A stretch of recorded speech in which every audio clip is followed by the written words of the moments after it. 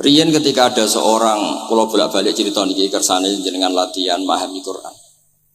Karena itu ilmu yang saya tekuni. Dulu Mbah Mun ngaos tafsir niku kalian Said Alawi pun Said Muhammad. Terus Mbah Mun mboten nate ngendikan kecuali berdasar Quran. Niku riyen tiang riyen, niku wonten napa mawon niku itibare kalian Quran. Harun Ar-Rasyid niku nate ditamoni tiang ustaz. Cara sakniki ra dimlete. Ya Khalifah ya Amirul Mukminin, ini nasihun lak. Famusyaddidun 'alaika fala tajid fi nafsika syai'an. Saya nasihati kamu kemudian agak keras. Maka jangan diambil hati karena saya ini tegas keras. Apa jawabannya Harun Ar-Rasyid? Inna wa ta'ala arsala man huwa ahsanu minka ila man huwa asma'u minni. Wa ma'a dzalika qala ta'ala faqula lahu qawlan layyina. Allah Ta'ala itu mutus orang yang lebih baik ketimbang kamu. Maknanya Nabi Musa ke orang yang lebih jelek ketimbang saya, yaitu Fir'aun. Itu saja ada aturannya. Faqula lahu qaulal layyina. Kamu maka harus. Makanya pas sekali tadi dawuhnya Habib Abdurrahman kita niru Wali Songo. Wali Songo itu membawa Islam itu ringan. Wong yang biasanya keimangan sesajen, dhisik dikekno setan, saiki dikekno tangga. Terus dhisik dungane jampa-jampi sing menawa ana sing dihukumi syirik saiki ditahlili. Dene tahlil kok iso diarani syirik ya terlalu la ilaha illallah kok syirik ku piye ku. Wong la ilaha illallah itu kalimat yang orang kafir saja menjadi muslim karena nglafadzkan. Nah saiki gara-gara la ilaha illallah diwaca pitung dinane mayit wong dadi musyrik koyoke rada aneh. Teori itu mboten ketemu akal. Akhirnya nggih gampang mawon, tidak merubah kultur yang ada tapi diugah. Napa? Diubah. Jenengan kalau cerita nih Rasulullah Shallallahu Alaihi Wasallam, niku tidak merubah adat jahiliyah secara ekstrim, tapi Rasulullah niku mengemas dengan kearifan. Kalau tak cerita sidik, kenapa Nabi dipilih dari suku Quraisy? Suku Quraisy itu gak ada tradisi saya. Kalau ingin menikmati perempuan tuh ya nikah. Sehingga ketika Nabi dianggap aneh-aneh dakwah itu kata orang-orang Quraisy, Muhammad kalau kamu ingin aneh-aneh itu karena ingin nikah. Kamu seneng siapa?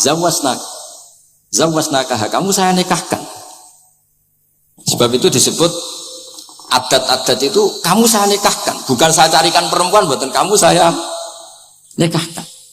Sebab itu adat-adat Quraisy yang termasuk dilem gitu. Mulai terutama teruntuk adatnya mbah-mbahnya Rasulullah Shallallahu Alaihi Wasallam. Niku tarakus sifaha falam yusibhum aruhu min adami wa ila abihi wa ummi. Semuanya meninggalkan perzina.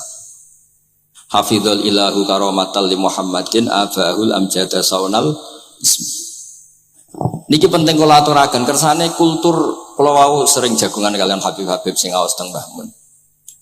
Wong Jawa niku mboten nate kawin ponakan, mboten nate kawin putrine. Niku nggih barokah Rasulullah sallallahu alaihi wasallam. Riyen kiai-kiai Jawa niku ngenalno mahram. Wong ora oleh nikah ambek putrine, ora oleh nikah ambek ponakane, ora oleh nikah ambek bayi. Sehingga wong Islam Indonesia niku pun dadi konsensus. Oh ya. Itu nikah itu sudah benar. Lah ini kalau cerita tentang kalangan tentang jenengan sedanten. Ijtihad ulama itu mau tidak mau harus kita dengar. Niki kalau mau khatam mungkin kalau beri contoh beberapa. Niki termasuk yang didawakan beliau. Al-anbiya mastaharu illa bil ilmi wala adharu sya'nahum fil wujud illa ilmahum. Wa fihi dalilun anal ilma aqwa minal amal. Niki termasuk dawuhipun beliau. Para nabi itu yang paling diterkenalkan itu logika ilmu.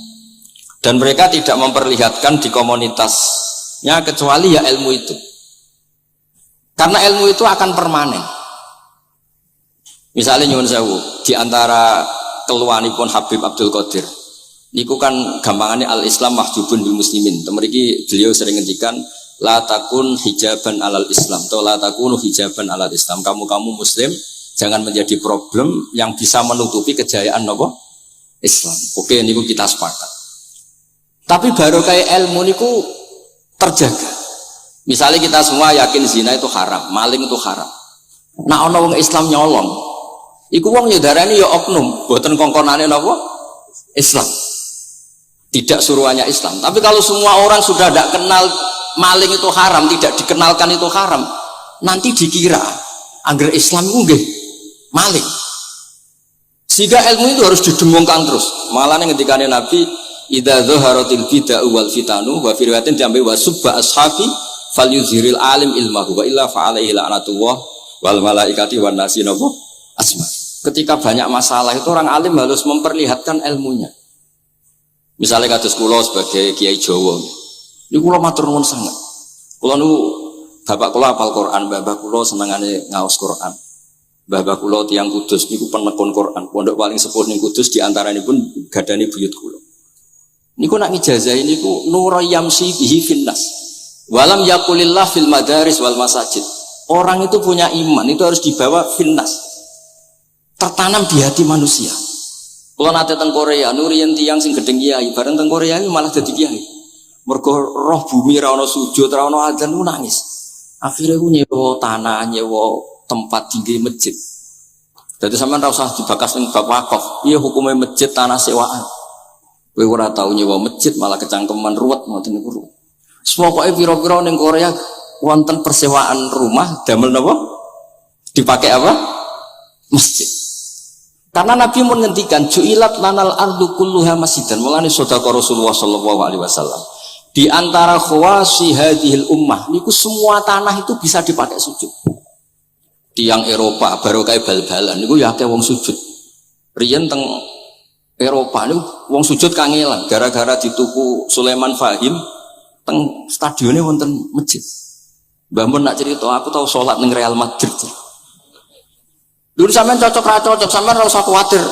Ini kalau orang Islam di Eropa terkontaminasi kalian non muslim piye? Sampean kudu yakin, pokoknya angger ja'al haqqi wa zaqal napa? Batil. Sampean kudu yakin banat uzifu bil haqqi 'alal batil fayadmahu fa idza huwa zahid. Hak ini berdiri sendiri, kuat sekali hak.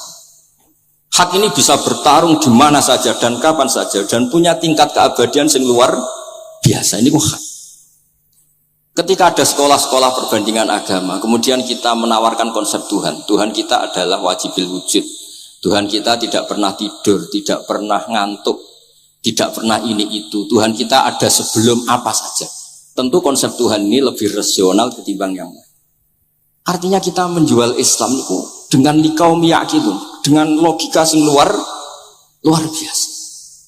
Sebab itu Quran nak ngajari kita, nak ngenyek Fir'aun, ngenyek Namrud. Ya, kul ara'aitum ma tad'una min dunillah. Ketika orang kafir menyembah berhala, Alata, Uzza, Hubal, aruni madza khalaqu minal ardi am lahum syirkun fis samawat. Apa reputasi mereka sebagai Tuhan? Apa melok gawe bumi? Apa pas tahu gawe langit urun semen? Ya ora melok-melok gawe ujug-ujug dadi pangeran. Ndak ikut menciptakan kemudian tahu-tahu jadi apa? Tuhan. Tapi uniknya ini ceritanya kitab Ithaf. Ithaf itu karanganipun Said Zabidi. Ini lagi-lagi dukung Habib Abdul Qadir tentang ilmu. Kenapa orang Islam disuruh baca sholawat Allahumma sholli ala sayyidina? Itu Said Zabidi cara ngendikan begini. Islam itu ada. Itu setelah Nabi Isa dikultuskan seperti itu. Diangkat sedemikian rupa sampai dituhankan. Tapi Islam ingin umat Islam itu mencintai nabinya. Caranya gimana? Dilatih sholawat. Allahumma sholli ala sayyidina Muhammad. Allah tetap pemberi.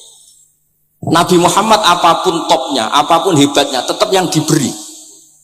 Sehingga yang Tuhan jelas Allah, kekasihnya yang bernama Muhammad Shallallahu Alaihi Wasallam. Artinya mencintai nabinya, tapi tidak akan kecelakaan menuhankan nabi. Karena posisinya jelas.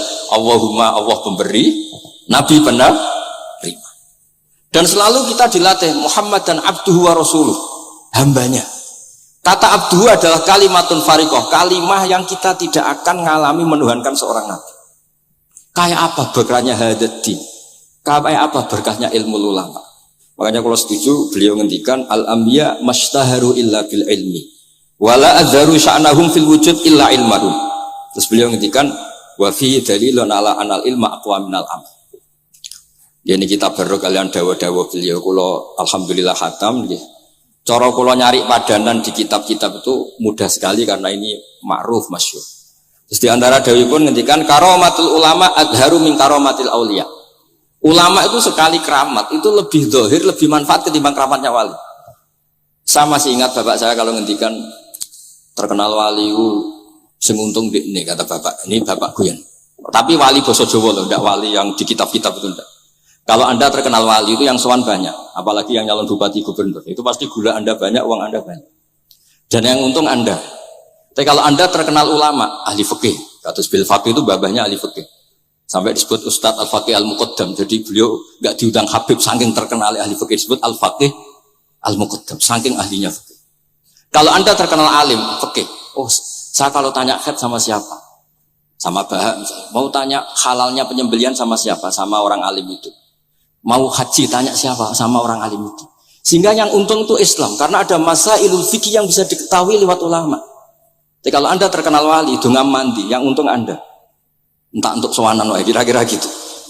Mboten iki cerita mawon, cerita maknane karomatul ulama adharu min karomatil auliya. Maka saya senang sekali sama keluarga-keluarga yang ahlul ilm. Tadi beliau madhab Habib dengan nama Habib Abdul Qadir Darul Hadis, disebut Al-Musnid. Disebut musnid saja ingatan kita pasti sanadnya musalsal ila Rasulillah sallallahu alaihi wasallam. Saya ini kiai Jawa ya, pakai hem seperti ini, pakai peci hitam seperti ini, dan dekat para habaib. Itu karena semua bacaannya Bukhari. Di Bukhari itu ada cerita Jabir bin Abdillah itu termasuk sahabat sepuh. Itu pulang pakai pakaian resmi. Itu dicopot, jubahnya dicopot, imamahnya dicopot. Kemudian beliau sholat akidan torofai izarihi ala atikihi. Sarungnya itu ditancang ning gulune terus sholat di depan umum. Terus ketika ditanya, masa sahabatnya Nabi sholat seperti itu? Biar orang tahu kalau syarat sahnya tidak harus seideal itu. Barokahnya itu satpam bisa sholat dengan pakaian satpam, orang Jawa bisa dengan pakaian Jawa. Karena barokahnya Jabir bin Abdillah. Dan beliau ngendikan, saya ini menangi awal Islam bersama Rasulullah. Dan beliau yusolli akidan izarahu ala atiki. Jadi usin lagi ragam pegawai nopo SBU sing penting semuanya nutupi nopo kabeh baru kayak Bukhari. Dan kenapa kita tahu Bukhari itu? Karena konsensus di Rauhah Solo ada Bukhari, Habaib kalau Rejab ada Rauhah Bukhari. Dan beliau begitu bangganya Habib Abdul Qadir ketika putranya Habib Abdullah ngaji Al-Kutubus Sittah, dan beliau mengharuskan putra-putranya hafal Tirmidzi, hafal Al-Kutubus Sittah. Saya senang sekali karena setiap saya sinau hadis terus ingat hadal kitab Mu'tamadul Habaib, Mu'tamadus Sadat, Mu'tamadul Alawiyin, sehingga kita terus pede. Sing dadi kiai Jawa terus pede sepakaian ngene ya usah anggap kaya Jabir. Gampang. Tapi kalau kita tidak punya konsensus, tidak ahlul ilm, terus nganggap yang paling sah seperti ini, ya repot. Kayak saya tuh pernah Jumatan, ini kisah nyata. Ada yang sholatnya tuh miring banget. Terus dia karena kebetulan ahli falak, Gus saya sama orang-orang yang menghadap kulon lurus juga cocok. Mergo cara falak itu rondok ngalor atau rondok ngidul. So, nah bangun longgar, Habibur Rahman nggih longgar, rata-rata do longgar alhamdulillah. Terus tak tanya kenapa begitu? Karena secara teori Gus kalau rondok mulon pas Afrika mundi orang Mekah. Nah terus berarti sak masjid mau sing bener kontok. Iya Gus bener. Berarti tadi satu masjid yang benar Anda tok, iya yang bener sana. Ya podoe gak sah, syarat sahnya Jumatan harus jamaah. Sementara yang sah kamu tok. Terus iya boleh aku goblok, ya goblok tenan maksudnya bukan goblok. Dia baru sadar kalau dia sah sendiri kan berarti gak sah karena syaratnya Jumat itu harus jamaah. Artinya kalau kamu ingin semuanya sah ya sahkan semua. Jangan egois nuruti mazhab Anda. Sama barokah Rasulullah sallallahu alaihi wasallam, orang yang sedang melafazkan la ilaha illallah Muhammadur Rasulullah pasti muslim. Barokah itu kita merasa mayoritas. Meskipun tadi Islami KTP tetap dia muslim, meskipun kita perbarui terus, kita perbaiki terus. Karena barokah dihukumi muslim, kita merasa mayoritas, dan kalau mayoritas itu keinginan Rasulullah sallallahu alaihi wasallam, karena Nabi berharap saya tidak diberi mukjizat tongkat kayak Nabi Musa. Itu kata Ibnu Hajar Al-Asqalani, andaikan mukjizatnya Nabi itu tongkat, itu hanya yusyahadu bil absar, hanya bisa disaksikan mata yang melihat. Itu pun disaksikan orang di eranya yang menyaksikan mukjizatnya Nabi Musa. Tapi kalau mukjizatul Quran itu dijaga oleh Rasulullah ila yaumil qiyamah. Barokah Quran wong sing tau nakal, tau apa iso tobat, karena Allah selalu ngendikan wa anibu ila rabbikum, ayo kembali, ayo kembali. Barokah Quran sing sugih sedekah anfiku, sing melarat sedekah sabar. Sing hasud ngempet hasute tok niku ibadah. Sing tukang maksiat ngempet tok ra sida maksiat kuwi ibadah. Mulane dawuh Kanjeng Nabi wong sing kepengin maksiat, orang yang ingin maksiat kemudian tidak jadi maksiat itu wis ganjaran. Mulane sering mawon mboten sida. Jadi barokah sampean kepengin maksiat, iku nak ra sida malah ganjaran. Makanya ada 7 wali di antara yang disebut Nabi itu wa rajulun da'athu imra'atun dzatu mansibin wa jamalin faqala inni akhafu. Tapi itu wali yang paling riskan itu. Jadi di antara orang yang jadi wali itu lelaki diajak perempuan cantik kemudian dia bilang ini akhafu. Itu enggak usah dicoba itu karena rawan kecelakaan. Tapi itu pun ya jadi wali. Makanya Abu Yazid Al-Bustami itu pernah merasa wali paling top. Kemudian dia ingin pesaing, kompetitor. Dan tanya, ya Allah, yang kompetitor setingkat saya itu siapa? Dijawab sama Allah yang tidur itu. Kenapa itu kan tidur saya tahajud? Ya karena kalau orang bangun terjaga itu bertarung dengan nafsunya. Sidora, dangdut, topora, ribet. Nak turu wis. Berarti status orang tidur itu tarokal ma'asya kullah. Bukan sekedar tarokal ba'dal ma'asya, tapi tarokal ma'asya kullah. Makanya Imam Ghazali ya punya riwayat nanti di akhir zaman afdalu ibadati umat itu an-naum. Lah ini Kiai Jawa ini cerita yang ringan saja. Tapi yang penting itu ilmu. Di sini saya sebut beberapa kitab yang disebut Habib Abdul Qadir Ar-Risalah, Al-Mustasfa. Al-Mustasfa itu usul fikih. Terus Al-Kutubus Sittah karuan. Terus Al-Um. Kitabnya Imam Syafi'i. Itu kitab-kitab yang saya yakin siapapun pembacanya pasti menjadi al-musnid al-muhaddis. Karena di situ ada logika yang dibangun, bukan sekedar riwayat tapi logika yang dibangun. Rasulullah itu kalau nerangkan orang itu gampang, mulai yang guyon sampai yang serius itu gampang. Masyhur itu Rasulullah itu sangat mencintai Khadijah dan kalau ketemu Halah adiknya Khadijah itu dihormati. Sayyidah Aisyah cemburu. Itu ketika Sayyidah Aisyah cemburu akhirnya menyebut Khadijah itu ajus, ya namanya orang cemburu. Ajus itu perempuan tua. Engkau kenang terus padahal sudah diganti saya yang lebih muda. Gantian Sayyidah Fatimah yang mangkel karena ibunya dikomentarin apa? Ajus. Terus Sayyidah Fatimah tanya, ya Rasulullah dengan cara apa saya menghentikannya Aisyah? Kata Rasulullah ya gampang, bilang saja sehebat-hebatnya kamu itu perawan dapat duda. Ibuku itu janda dapat joko. Karena Khadijah zaman dapat Nabi itu sudah duda, dapat Nabi itu masih joko. Aisyah perawan dapat duda. Semenjak itu sudah Aisyah tidak pernah ngomong lagi. Sayyidah Aisyah tidak pernah ngomong lagi. Nabi itu gampang sekali. Pernah ngendikan tidak ada penyakit menular. Ada aja orang iseng. Unta yang tidak gudikan, yang tidak kudisan itu dijejerkan yang waras. Ternyata yang waras ikut kudisan. Orang ini senang. Ya Rasulullah teori yang tidak ada penyakit menular ternyata ini menular. Nabi enteng jawabnya. Faman a'dal awala. Lalu yang penyakitan pertama tertular siapa? Iya, yang pertama itu asli ya. Maksudku sing asli. Jadi Nabi itu menyelesaikannya itu bil ilmi. Ya saya ulang lagi semuanya diselesaikan apa? Bil ilmi. Makanya saya senang sekali saya pernah ke Pondok Darul Hadis ketika ini Habib Soleh Al-Atos itu dulu termasuk tipe anak angkat sama Mbah Mun. Itu dekat sekali terus beliau supaya barokah dipondokkan di Darul Hadis zaman itu pengasuhnya sudah Habib Rahman, Habib Soleh Al-Idrus yang disuruh jadi surat sebagai bapaknya juga saya. Alhamdulillah sekarang barokah jadi kiai top di Tegal. Ya, baru di Tegal dan sekitarnya tidak tahu saya juga. Yang jelas itu di Islam itu gampang kalau kamu terkenal niati syiar karena Islam itu butuh syiar. Kalau kamu tidak terkenal niatil humul itu ab'adu minar riya. Jangan-jangan Anda lebih wali ketimbang saya karena tidak terkenal. Tapi bisa saja wali saya karena saya bisa menterkenalkan ilmunya Allah dan Rasul. Ya nanti diuji di akhirat siapa yang lebih wali. Tapi yang jelas Islam itu gampang itu. Orang bisa jadi wali lewat apa saja. Karena kebaikan yang ditawarkan Islam itu semua kebaikan.